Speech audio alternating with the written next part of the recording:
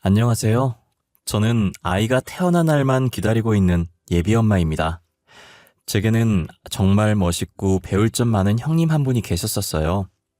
지금은 아주버님과 이혼하셨지만 여전히 저와는 언니 동생 하면서 연락하고 지내세요. 얼마 전엔 형님께서 임신 축하한다고 선물까지 보내주셨어요. 이혼한 뒤에도 연락할 만큼 제가 많이 좋아하고 존경하는 형님에게 최근 일어났던 일을 여러분들께 들려드리고 싶어서 이렇게 사연을 쓰게 되었습니다. 저는 남편과 대학생 졸업반이었을 때 다른 과였으나 제가 학점이 모자라 들은 교양 수업에서 만나 캠퍼스 커플로 연애를 하고 각자 취직을 한 후 어느 정도 자리 잡고 결혼까지 하게 되었습니다. 남편에게 프로포즈를 받고 남편 집에 인사드리러 갔을 때 처음 형님과 마주하게 되었어요. 시어머니께서는 저를 보자마자 버선발로 뛰어나와 두 팔 벌려 환영해 주시더라고요. 이 정도로 환대받을 거라는 생각을 못해서 당황스럽다가도 저를 좋아해 주시는 것 같아서 기쁘더라고요. 대충 시댁을 훑어봤는데 거실엔 시어머니와 아주버님이 나란히 앉아 계셨고 누군가 주방에 달그락거리며 바삐 왔다 갔다 하는 그림자가 보이더라고요. 시아버지는 일찍 돌아가셔서 안 계신다는 소리를 들었는데 과연 누가 주방에 계신 걸까 싶었어요. 시어머니께서는 멀리서 오느라 고생 많았다고 얼른 앉으라고 하면서 저를 데리고 앉히시더라고요. 제가 가지고 온 한우를 보며 뭘 이런 거 가지고 왔냐고 하시면서도 입은 귀에 걸려 있으셨어요. 저와 시어머니가 화기애애하게 웃으며 이야기하고 있을 때 주방에서 한 여자가 나와서 저희가 앉아있는 테이블에 음식을 하나씩 놓기 시작하더라고요. 제가 도와드리려고 일어나려는데 시어머니께서 그럴 필요 없다고 제 팔을 잡고 다시 앉히더라고요. 저는 어떻게 반응해야 할지 모르겠어서 시어머니 말을 따르기로 했어요. 저희가 밥 먹고 있을 때 그 여자분은 주방에 서서 혼자 밥을 드시는 거예요. 저도 모르게 괜히 시선이 가서 주방으로 가고 신경이 쓰였어요. 밥을 빠르게 먹고 제가 먹었던 식기를 들고 주방으로 향했어요. 서서 밥을 먹다가 저를 발견하고 필요한 거라도 있냐며 화들짝 놀라는 거예요. 혹시 뭐 필요한 거라도 있어요? 밥이나 국 더 드릴까요? 앉아 계시면 제가 가져다 드릴게요. 그릇만 져주시고 앉아 계세요. 아니에요. 먹었어요. 그릇 물에 담가 놓으려고 온 거예요. 근데 왜 서서 밥 드시고 계세요? 불편하게. 저는 괜찮아요. 항상 이렇게 먹어서 익숙해요. 어머님이랑은 많이 이야기하셨어요? 도련님이랑 너무 잘 어울려요. 이제 결혼하면 서방님이라 불러야 하나? 네? 서방님이요? 혹시 형님 되실 분이세요? 질문이 이상한가? 제가 너무 무례하게 여쭤봤죠. 죄송해요. 딱히 적절한 말이 떠오르지가 않아서. 아니에요. 전혀요. 앞으로 잘 지내봐요. 조만간 형님 동서 사이 될 텐데 저는 동서 좋은 사람 같아요. 처음 보자마자 느꼈어요. 제가 관상을 좀 볼 줄 알거든요. 주방에서 바삐 움직이던 분이 다름 아닌 제 형님이었어요. 형님이라는 걸 알고 나서 왜 주방에서 서서 밥을 먹고 혼자만 쉬지 않고 움직이는지 의아하더라고요. 하지만 더 물었다간 정말 무례한 행동일 것 같아서 속으로만 생각한 채 형님과 인사를 하고 나왔어요. 남편 집에서 나오는 순간까지도 찝찝한 상태로 계속 있었어요. 저는 집으로 돌아가는 차 안에서 남편에게 슬쩍 물었어요. 오빠, 주방에 계시던 분 말이야. 그분이 형님이시더라? 근데 왜 우리랑 같이 밥을 안 먹는 거야? 아까 혼자서 주방에서 서서 드시던데. 나도 보고 있으면 안쓰러워. 엄마가 형수님 못 잡아먹어서 안달이라니까. 이게 이야기하자면 좀 긴데 형수님 집안이 못 살거든? 잠깐만, 형님 집안 못 산다는 이유로 저렇게 식모처럼 부려먹으신다고? 어쩐지 나를 그렇게 반기시더라. 나 이렇게 집안 보면서 차별하는 거 진짜 싫어하는 거 알지? 알지. 일단 들어봐. 형수님이 혼전 임신을 해서 형이랑 결혼한 거였거든. 집안 보면 반대하고 싶은데 아이 때문에 허락한 거야. 근데 결혼하고 얼마 안 지나서 유산을 한 거지. 형님이 유산을 했다고? 왜? 몸이 안 좋으셨던 거야? 아까 본 것처럼 그렇게 사람을 부려먹는데 몸이 나만 하겠어? 엄마가 유산시킨 거나 마찬가지지. 그 뒤로 구박이 더 심해졌어. 아무래도 애 때문에 결혼 허락한 거니까. 진짜 불쌍해 죽겠어. 아니, 임신한 사람을 부려먹었다고? 오빠한테는 어머님 욕하는 것 같아서 미안하지만 같은 여자로서 참을 수가 없어. 어머님 진짜 너무한 거 아니야? 알고 보니 형수님은 아이를 가지는 바람에 아주버님과 결혼을 하게 되었는데 시어머니께서 시집살이를 시켜서 무거운 짐을 들고 왔다 갔다 하다가 유산을 하게 된 거예요. 가뜩이나 못 사는 집안이라 마음에 안 들었는데 결혼의 원인이었던 아이도 없어지니 시어머니께서는 형님을 무자비하게 구박을 하기 시작한 거죠. 저는 집안도 부유하고 직장도 좋은 곳 다니니 그렇게 버선발로 나와서 환대를 해주신 것이었고요. 잘 사는 저를 며느리로 맞이한 뒤부터는 형님을 괴롭히는 정도가 더 심해졌어요. 저는 친정 아버지께서 해준 신혼집에서 분가를 해서 시집살이를 당하지 않았어요. 시어머니께서는 시댁에 안 와도 된다고 했지만 형님이 걱정돼서 자주 방문하려고 노력했었어요. 그러다 우연히 형님을 쥐잡듯 잡고 있는 시어머니의 모습을 보게 된 거예요. 너는 지금 시집 온 지가 얼마나 됐는데 아직도 우리 입맛을 몰라? 네 입맛에 맞추지 말고 우리 입맛에 맞추라고. 내 말 못 알아들어? 어? 죄송해요 어머님. 제가 금방 다시 해올게요. 비슷하게 따라한다고 한 건데 계량을 잘못했나 봐요. 어찌 잘하는 게 하나도 없어. 끼니 하나 못 챙겨 먹을 정도로 가난한 집안 받아줬더니 밥도 하나 제대로 못하고. 에휴, 이 아까운 것들을 어떻게 할 거야? 어머님, 무슨 일이에요? 도대체 무슨 일이길래 형님 머리를 숟가락으로... 뭔데요? 국이 짜요? 아닌데, 맛만 있는데. 뭐가 문제인데요? 어머, 우리 막둥이 언제 왔어? 아유, 막둥이 입에 맞나 보네. 그럼 그냥 먹을까? 공주님은 주방에 들어오는 거 아니에요. 나랑 거실에서 TV나 보자꾸나. 그네, 너는 얼른 빨리 상 차리고. 아니에요, 어머님. 저는 형님 도와드리고 같이 나갈게요. 제가 음식을 잘 못해서 형님한테 배울 것도 있어서요. 어머님 먼저 나가 계세요. 그러니? 하긴 너는 친정에서 가정부가 다 해줬으니까 요리를 한 번도 못 해봤겠구나. 그럼 나 먼저 나가 있으마. 너는 우리 막둥이한테 잘 가르쳐줘. 알겠니? 시어머니께서는 국이 자기 입맛에 안 맞다고 간을 보던 숟가락으로 형님 머리를 치시는 거예요. 제가 놀라서 시어머니를 막았고 시어머니는 저를 주방에서 내보내려고 하시길래 형님께 배울 게 있다는 핑계대고 시어머니만 내보내고 옆에서 형님을 도와줬어요. 시어머니는 나가면서까지도 제가 잘 산다는 것을 어필하면서 형님을 무시하더라고요. 괜히 제가 시집을 와서 형님 구박만 더 늘게 만든 것 같아서 죄송했어요. 제가 형님이었으면 저를 엄청 원망했을 텐데 형님은 저를 이뻐하시더라고요. 도와줘서 고맙다면서 제가 아니었다면 어떤 게 날라왔을지 모르겠다며 웃으며 농담을 하시는데 저는 그런 형님을 보고 이게 농담할 일이냐고 속상하다고 했어요. 자신은 익숙해서 괜찮다고 하는데 익숙하다는 말이 제 가슴을 더 후벼 팠어요. 얼마나 많이 당했으면 사람이 저렇게 무뎌질 수 있는 건가 마음이 아팠어요. 그렇다고 아주버님이 시어머니를 말려주거나 형님을 도와주는 것도 아니었어요. 아주버님은 꼴랑 회사 하나 다니면서 온갖 유세를 떨면서 시어머니와 같이 형님을 괴롭혔죠. 형님을 식모처럼 부려먹는 게 시어머니랑 별반 다를 바가 없었어요. 그나마 저희 남편이 혼자 움직이고 있는 형님을 도와줬었어요.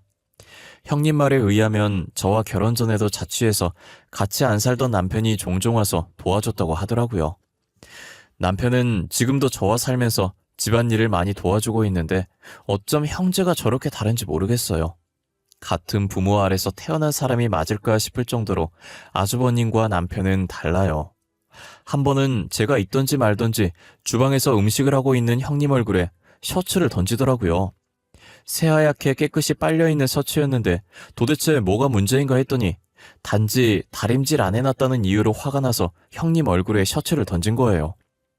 셔츠는 그대로 떨어져서 냄비에 빠졌고 국 색깔과 똑같이 빨갛게 물들기 시작했어요. 거기다 시어머니까지 와서 음식 타박을 하는 거예요. 아직도 다 안 됐냐부터 시작해서 셔츠 빠진 국물 어떻게 먹냐 다시 하라면서 난리였죠. 결국 저는 듣다 못 참겠어서 악하고 소리를 질러버렸어요. 제발 그만 좀 하세요. 왜 그렇게 형님을 못 잡아먹어서 안달이에요? 그깟 다림질 안 한 게 뭐가 그렇게 잘못한 건데요?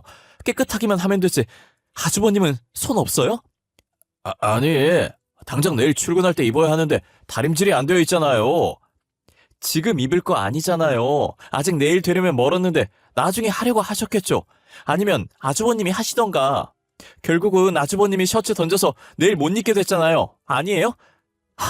재수씨, 제가 셔츠를 던진 건 잘못하게 했는데요. 애초에 다림질이 되어 있었으면 제가 이렇게 던지지도 않았겠죠. 말로 해도 되는 일 아니었어요? 굳이 셔츠를 주방까지 찾아와서 던지셔야겠어요? 그리고 어머님, 셔츠 그거 아주버님이 던져서 빠진 건데 그게 형님 잘못이에요? 나는 우리 아들이 던진 건지 몰랐지. 알았으면 안 그랬어. 진짜야. 돌아와 보니까 셔츠가 국에 빠져 있는데 내가 어떻게 알았겠어? 거짓말 치지 마세요. 아주버님이 하시는 말씀 다 들었잖아요. 국 망친 건 아주버님이니까 아주버님이 다시 만드세요. 그리고 형님 좀 그만 잡으세요. 네? 저는 참아왔던 걸 쏟아내고 아주버님께 국 다시 만들라고 하고 형님 손목을 잡고 거실로 나왔어요. 형님은 안절부절 못하고 주방 쳐다보길래 저는 알아서 하게 두라고 주방에 신경 쓰지 말라고 했어요. 시어머니와 아주버님은 제 말이라면 꼼짝도 못하시던 분들이라 둘이서 국을 만들고 계시더라고요. 제가 한 소리 좀 했다고 그 뒤로는 잠잠해져선 형님 괴롭히는 게 덜하더라고요. 그때까지만 해도 제가 한 행동이 잘한 행동인 줄 알았어요. 하지만 오로지 저와 함께 있을 때만 제 눈치를 보며 괴롭히지 않았던 것이었고 제가 집으로 돌아가는 순간부터 전보다 심하게 괴롭혔어요. 저의 행동으로 인해 형님에게 더 안 좋은 상황을 만들어버린 거예요. 저는 형님께서 티를 전혀 안 내셔서 미처 몰랐어요. 제가 먹었던 그릇 나르고 형님께서 설거지한다고 소매를 살짝 올리는데 팔 쪽에 멍자국이 있는 거예요. 저는 너무 놀라서 형님 옷을 올려다 봤더니 몸에 멍자국이 군데군데 있더라고요. 이게 다 뭐냐고 했더니 한참 뜸을 들이다가 사실 그날 이후로 더 심해지셨다고 이젠 가끔 시어머니께서 물건도 집어던지셔서 맞고 멍든 거라고 하는 거예요. 그때 제가 아무 말 없이 가만히 있는 게 형님을 도와주는 거구나라는 걸 알게 됐어요. 멍자국을 보니 괜히 제가 나서서 이렇게 된 것만 같아 너무 죄송하더라고요. 형님은 괜찮다고 그날 자기 대신 소리 질러줘서 고맙다고 속이 시원했다고 하는 거예요.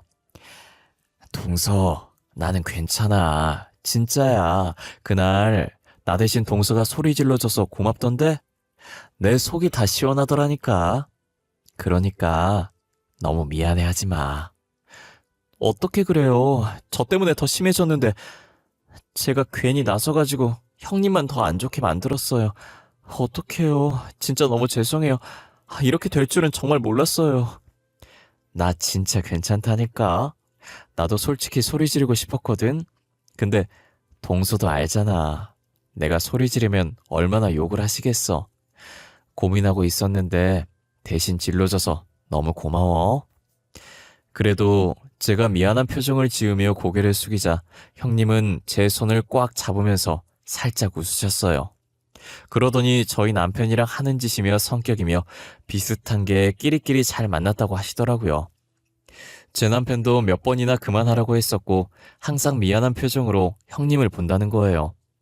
어쩜 똑 닮은 사람끼리 만났냐며 그런데 이런 표정이 더 힘 빠진다고 그냥 웃어달라고 하더라고요. 무슨 행동을 하던 형님은 구박받고 저는 이쁨 받는 이 상황에서 제가 어떻게 웃어주냐 말이에요. 그래도 자기 보고 웃어달라는 형님의 말에 씁쓸한 웃음을 지어주었어요. 사람이 저렇게 착해도 되나 싶을 정도로 바보같이 착한 형님은 시어머니가 아파서 잠시 며칠간 입원했을 때도 병간호를 다 해주더라고요. 저 같으면 그간 시어머니께서 했던 행동들이 미워서 병간호 못 해줬을 것 같은데 말이에요. 시어머니는 아파서 병원에 입원해 있는 와중에도 심술은 여전히 고약하셨어요. 병원밥이 입맛에 안 맞을까봐 제가 점심시간에 잠시 음식을 싸들고 방문했었거든요. 병실 문을 열자마자 제 눈앞에 음식을 뒤집어 쓰고 바닥에 떨어진 음식을 치우는 형님이 보이는 거예요. 도대체 무슨 일이냐고 했더니 병원에서 나온 미역국에 소금 간이 적게 되어 있어 그런지 맛이 없다고 다시 가져가서 소금을 더 넣어서 간 맞게 해달라고 했다는 거예요. 그래서 형님은 환자 한 명 한 명 다 맞출 수 없고 건강식으로 나온 거니 먹으라고 했나 봐요. 시어머니는 그 말에 화가 나서 먹던 식판을 형님에게 부은 것이었어요. 식판을 엎은 이유가 어처구니 없다 못해 정말 황당했어요. 병원 음식이 싱겁게 나오는 건 당연한 일인데 그게 형님 탓이 아니잖아요. 형님 말처럼 환자가 한두 명도 아니고 어떻게 한 명 한 명 입맛을 다 신경 쓰냐고요. 계속 참아야지 하다가 결국엔 못 참고 또 시어머니께 화를 냈어요. 그렇다고 이렇게 사람한테 음식을 붓는 몰상식한 행동을 해야겠냐면서요. 시어머니는 할 말을 잃고 어버버 하길래 그대로 형님 손목을 잡고 나왔고 제가 사온 음식도 시어머니한테는 아깝다는 생각에 그냥 같이 들고 나와버렸어요. 이대로 뒀다간 형님이 계속 식판 뒤집었을 것 같아서 제 돈으로 간병인을 고용해서 시어머니가 퇴원할 때까지 형님을 쉬게 했어요. 며칠 뒤 시어머니는 퇴원하고 나서도 형님을 괴롭히는 건 여전했어요. 그러다 형님이 임신을 하게 됐고 성별도 알 수 있다고 해서 확인했더니 아들이라고 했대요. 저는 아들이라고 하면 시어머니께서 좋아할 줄 알았는데 형님이 임신을 하든 말든 안중에도 없더라고요. 그러더니 저를 보며 활짝 웃으면서 언제 손잡을 수 있냐고 하시는 거예요. 어떻게 저렇게 표정이 한순간에 바뀔 수 있는지 온몸에 소름이 돋았어요. 우리 막둥이는 언제 나한테 손주 안겨줄라나? 우리 아들 닮은 손자도 괜찮고 우리 막둥이 닮은 손녀도 괜찮은데 말이야. 어머님, 저희는 아직 자식 계획이 없어요. 지금처럼 둘이서 신혼을 더 즐기고 싶어요. 아이 생기면 놀러도 자주 못 가고 자유시간도 사라지니까요. 아휴, 그래. 그래도 결혼한 지 2년이나 됐는데. 2년이면 아직 신혼이긴 하지. 아이 낳으면 내가 봐줄 테니까 나중에라도 꼭 낳아줘야 한다. 응? 알겠지? 저는 만약 아이를 낳게 되면 친정에 맡길 생각이었지만 시어머니가 너무 부담스럽게 쳐다보셔서 떨떠름한 표정으로 대충 알겠다고 답하고 말았어요. 형님의 임신 소식을 듣고 제가 더 신경을 써야겠다는 생각을 했어요. 저번에도 시어머니께서 시집살이 시켜서 유산됐는데 이번에도 그렇게 안 되리라 장담할 수 없었거든요. 하지만 회사 때문에 제가 출근해서 없는 시간엔 형님을 지켜드릴 수가 없었어요. 혹시나 무거운 거 들 일 있으면 가만히 놔두려고 최대한 민기적거리면서 시간 끌어주면 퇴근해서 제가 하겠다고 형님께 말씀드려 놨었어요. 몇 번 그렇게 하니 시어머니께서 눈치를 채셨는지 당장 하라고 닥달을 하기 시작했다는 거예요. 이 정도면 유산시키려고 일부러 그러는 거라는 생각밖에 들지 않았어요. 그래도 다행히 형님과 아이가 잘 버텨주고 있더라고요. 형님은 아무 생각하지 않고 태어날 아들 생각만 하기로 했어요. 아직은 8주차라 배가 튀어나올 정도로 큰 아이는 아니었지만 그래도 형님은 이 조그만 아이에게 의지가 많이 되는 것 같더라고요. 아무래도 자기 핏줄이니 이 아이가 유일한 자신의 편이라는 생각이 드나 봐요. 하지만 형님은 전생에 무슨 죄를 얼마나 지었길래 하늘이 이러시는지 며칠 지나지 않아서 고된 시집살이 때문에 스트레스를 받아서 형님이 또 유산을 하게 됐어요.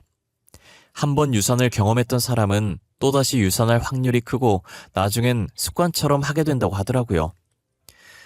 유산을 한 적 있던 형님은 더 조심했어야 했는데 끝이 없는 집안일 때문에 쉬지도 못하고 시어머니랑 아주버님이 옆에서 계속 괴롭히니 스트레스가 최고치로 올라 유산을 할 수밖에 없었어요. 병문안을 가니 형님 꼴이 말이 아닌 게 같은 여자로서 마음이 너무 안 좋았어요. 출산한 거나 마찬가지인 몸이라 형님이 미역국을 먹어야 했었어요. 계속 안 먹으려고 하는 걸 제가 억지로 먹여서 겨우 한술 뜨고 있었죠. 그런데 시어머니께서 뒤늦게 오셔서 또 형님 속을 박박 긁고 계시더라고요. 너는 우리 손자 죽이고 미역국이 입으로 잘 또 들어가니? 아유, 나 같으면 진작에 애 따라 죽었어. 한 번도 아니고 두 번이나 애를 죽여? 어머님, 가뜩이나 힘든 사람한테 왜 그렇게 말씀하세요?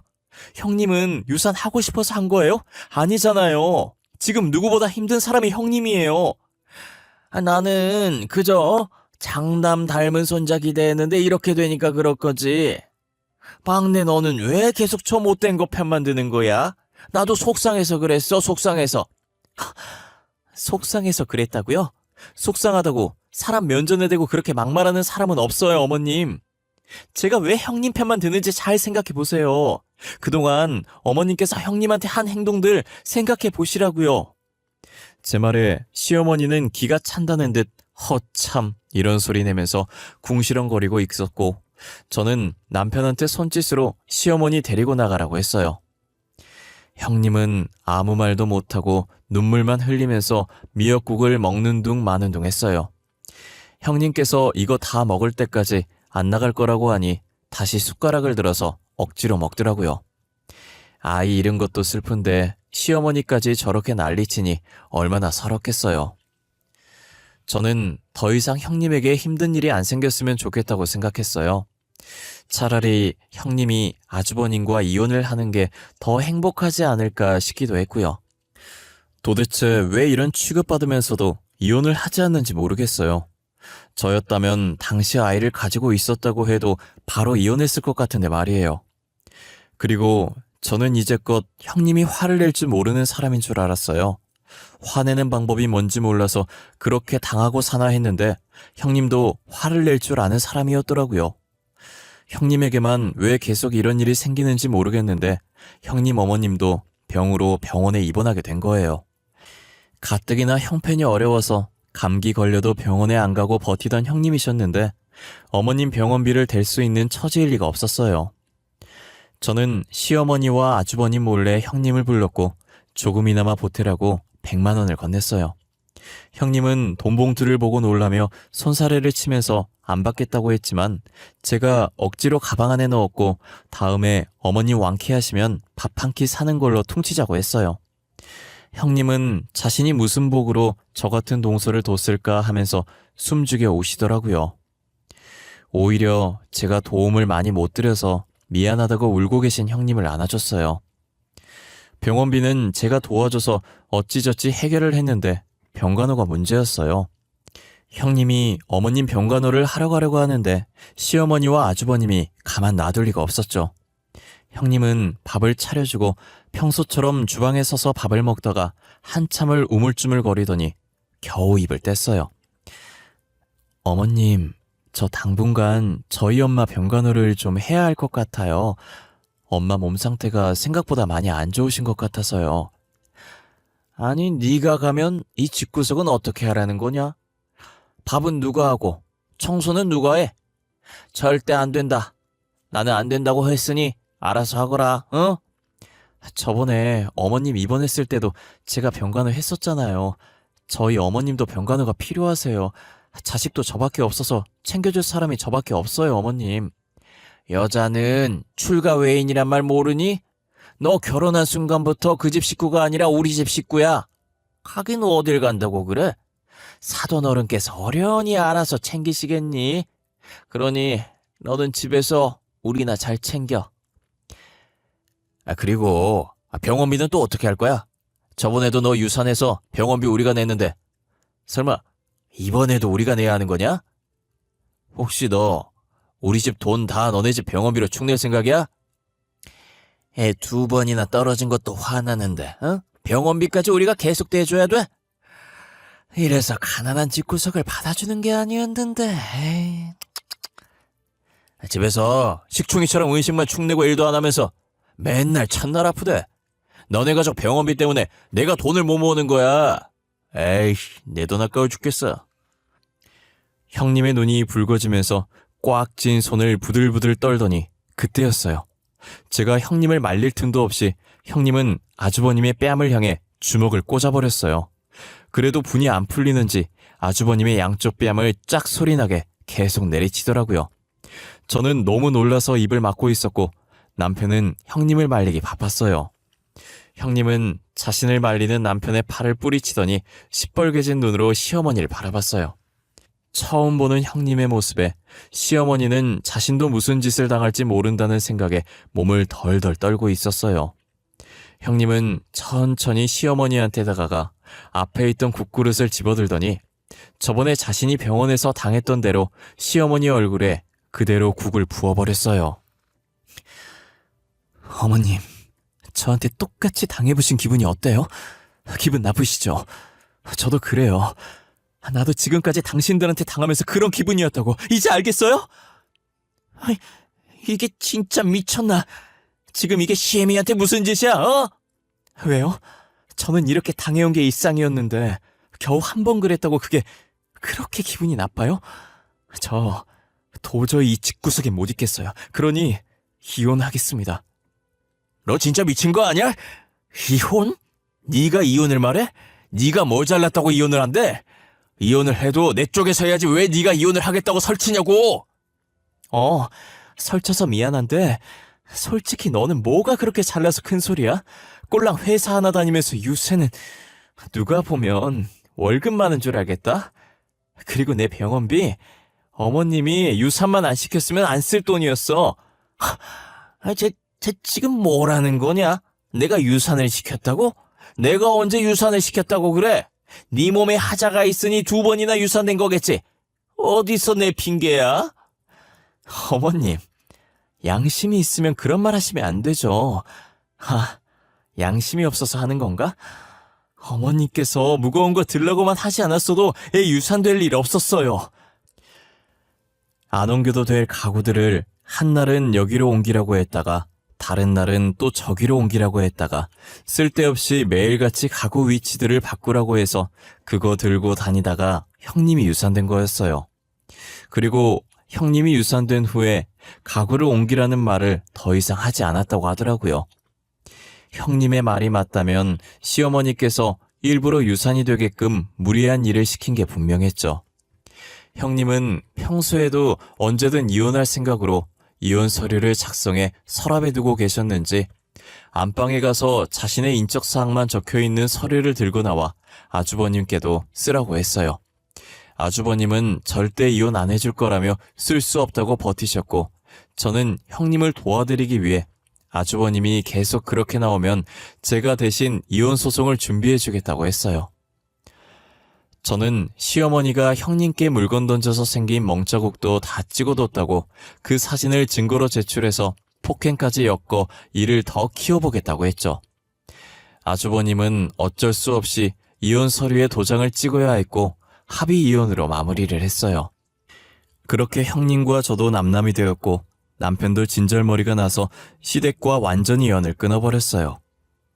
형님은 여전히 저를 이뻐하셨고 저희 부부와는 계속 연락을 하며 지냈어요. 제가 계속 형님이라고 부르니 자신은 더 이상 형님이 아니라며 언니 동생 하자고 하더라고요. 저는 뭐든 좋다고 그렇게 하자고 했고 지금은 전보다 훨씬 더 가까운 사이가 됐어요. 형님이 무엇을 하든 남편과 같이 응원해주고 있어요.